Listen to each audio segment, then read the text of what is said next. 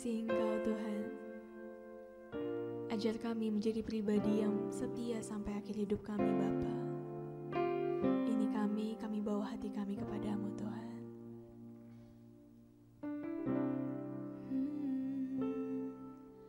Bapa, Engkau mengenalku lebih dari siapapun. Engkau tahu ceritaku dan isi hatiku. Tak peduli masa lalu, Engkau tetap memilihku. Ubahkanku, sempurnakan jadi karya yang indah. Kini aku percaya tiada yang mustahil bagimu. Kuasamu kuatkanku, dasarku berharap. Kini aku berserah pada rancanganmu bagiku. Ku ikuti panggilanmu, ku kan setia sampai akhir hidupku. Ku ikuti panggilanmu, ku kan setia sampai akhir hidupku.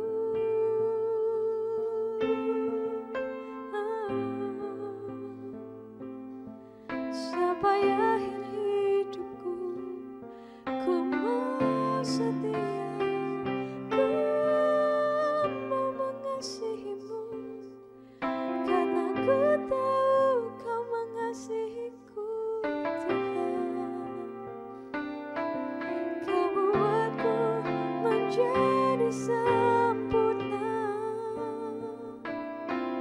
Tiada yang seperti Engkau Tuhan.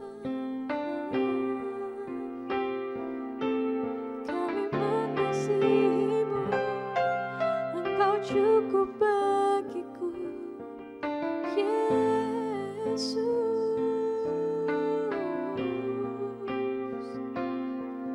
Terpujilah, terpujilah namamu Tuhan. Engkau sempurna, ajaib perbuatanmu, Jesus.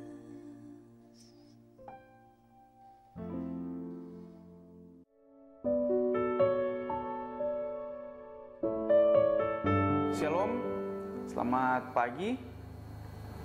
Kita akan merenungkan firman Tuhan bersama-sama dari Filipi pasal 3 ayat 10 sampai ayat yang ke-16. Yang ku kehendaki ialah mengenal Dia dan kuasa kebangkitannya dalam persekutuan dalam penderitaannya, di mana aku menjadi serupa dengan Dia dalam kematiannya, supaya aku akhirnya beroleh kebangkitan dari antara orang mati. Bukan seolah-olah aku telah memperoleh hal ini atau telah sempurna, melainkan aku mengejarnya, kalau aku dapat juga menangkapnya, karena aku pun telah ditangkap oleh Kristus Yesus. Saudara-saudara, aku sendiri tidak menganggap bahwa aku telah menangkapnya, tetapi ini yang kulakukan, Aku melupakan apa yang telah di belakangku dan mengerahkan diri kepada apa yang di hadapanku, dan berlari-lari kepada tujuan untuk memperoleh hadiah, yaitu panggilan surgawi dari Allah dalam Kristus Yesus. Ayat 15, karena itu marilah kita yang sempurna berpikir demikian. Dan jikalau lain pikiranmu tentang salah satu hal itu akan dinyatakan Allah juga kepadamu. Tetapi baiklah tingkat pengertian yang telah kita capai, kita lanjutkan menurut jalan yang telah kita tempuh. Saudara, Rasul Paulus mengajarkan kepada jemaat di Filipi dan juga kepada kita pembaca hari ini bahwa kehidupan kekristenan kita ini memang sudah ditebus oleh Tuhan. Kita sudah ada di dalam keselamatan, tetapi tidak berhenti sampai di situ, karena Paulus menggambarkan pada bagian ini, surat ini ditujukan kepada orang-orang Kristen, orang-orang yang sudah percaya kepada Tuhan Yesus, orang-orang yang sudah ada di dalam keselamatan. Tetapi kemudian Paulus mengatakan kepada mereka bahwa perjalanan iman itu seperti seorang yang sedang mengadakan perlombaan. Jadi dia berlari sedemikian rupa untuk mencapai satu sasaran, dan sasaran itu adalah sasaran yang ditetapkan oleh Allah. Nah, kalau begitu pertanyaannya, kita berlomba dengan siapa? Kita tidak berlomba dengan orang lain, kita tidak berlomba dengan saudara seiman kita. Kita sedang berlomba, kita sedang bertanding dengan diri kita sendiri. Kita sedang berlomba untuk mengalahkan diri kita sendiri. Bagaimana kita mengalahkan keinginan daging, bagaimana kita mengalahkan godaan iblis yang terus-menerus menggoda kita, dan juga keinginan daging itu, untuk bagaimana kita melakukan yang tidak benar. Sehingga kita harus berlari sedemikian rupa seperti orang yang berlomba dengan diri kita sendiri, untuk mengalahkan keinginan daging kita, untuk mengalahkan keinginan-keinginan kita yang selalu ingin berbuat yang tidak benar, supaya kita itu bisa terus berbuat kebenaran. Nah, lalu Paulus mengajarkan kepada jemaat yang ada di Filipi, bagaimana seharusnya kita itu bisa mencapai sasaran, mencapai satu sasaran yang dikehendaki Tuhan. Nah, Paulus menuliskan di ayat yang ke-15 dikatakan begini, karena itu marilah kita yang sempurna. Sempurna, Paulus tidak memaksudkan bahwa sempurna itu kita sudah sempurna, tidak ada kesalahan, bukan. Karena di atas Paulus mengatakan bahwa dia pun tidak sempurna. Berarti Paulus memaksudkan sempurna di sini itu di dalam konteks sebuah kedewasaan. Jadi dikatakan, karena itu marilah kita, di ayat yang ke-15, karena itu marilah kita yang dewasa, saya terjemahkan sendiri, yang dewasa berpikir demikian. Berpikir demikian itu, demikian yang dimaksud apa? Demikian itu yang dimaksud adalah di pasal yang di ayat-ayat yang sebelumnya yang saya baca tadi dan yang sudah saya jelaskan. Ternyata Paulus mengajarkan bahwa pikiran kita ini harus benar. Pikiran kita ini harus sesuai dengan apa yang firman Tuhan katakan, bahwa kita harus tahu bahwa kita ini sedang berlomba untuk mengalahkan diri kita sendiri. Kita sedang berlomba untuk bagaimana mengalahkan keinginan daging kita. Itu yang Paulus maksudkan di sana.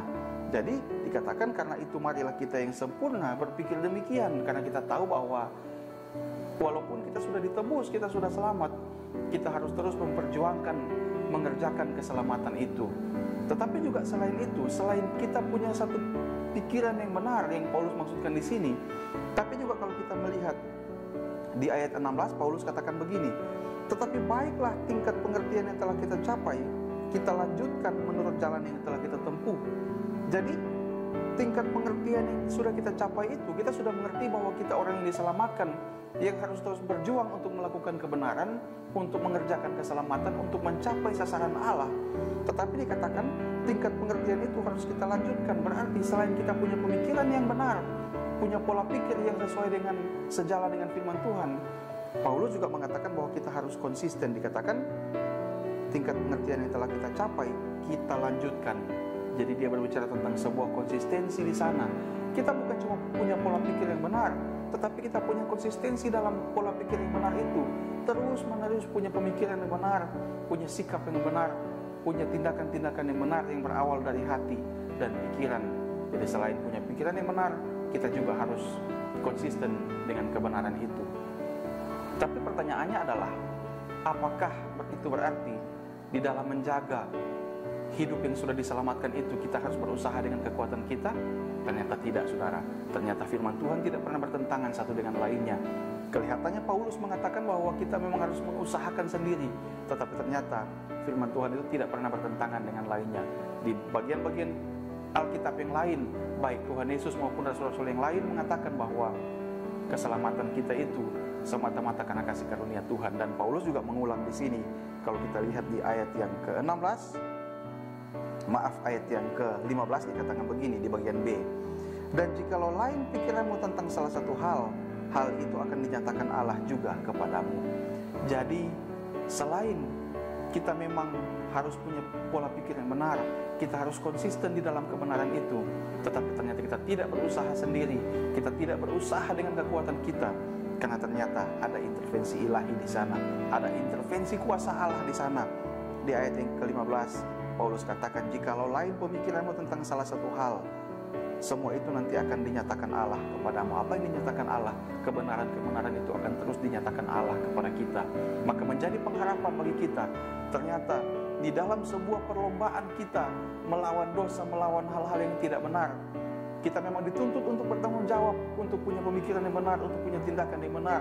Kita dituntut untuk konsisten dengan kebenaran itu.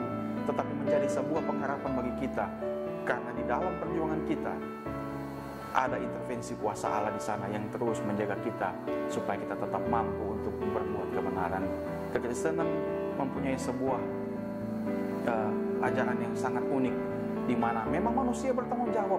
Memang kita orang-orang yang sudah dibenarkan bertanggung jawab sepenuhnya untuk menjaga hidup kita di dalam kebenaran itu. Tetapi ingat baik-baik, kita punya pengharapan yang besar, karena di dalam usaha kita itu ada intervensi kuasa Allah di sana untuk membuat kita tetap kuat, tetap mampu, tetap setia, bertahan di dalam kebenaran, sampai akhirnya ketika kita dipanggil pulang oleh Tuhan, kita didapati adalah orang yang tetap setia hingga akhir.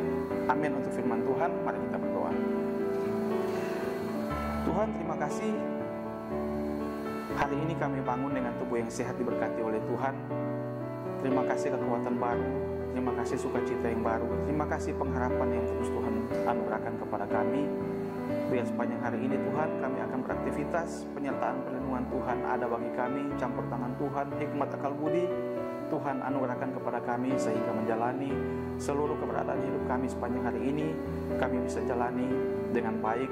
Nama Tuhan ditinggikan, dipermuliakan lewat hidup kami jadi berkat untuk sesama kami jadi berkat untuk orang-orang di sekitar kami selalu mempermuliakan Tuhan dalam setiap langkah hidup kami. Sepanjang hari ini Tuhan nama menyerahkan seluruh jemaat-Mu ke dalam tangan Tuhan. Biar Tuhan yang selalu menjaga, melindungi, menyertai, campur tangan Tuhan terjadi atas jemaat-Mu, atas semua kami, hamba-hamba-Mu. Terima kasih Tuhan Yesus. Ini yang menjadi doa permohonan kami. Dalam nama Yesus kami berdoa. Haleluya. Amin.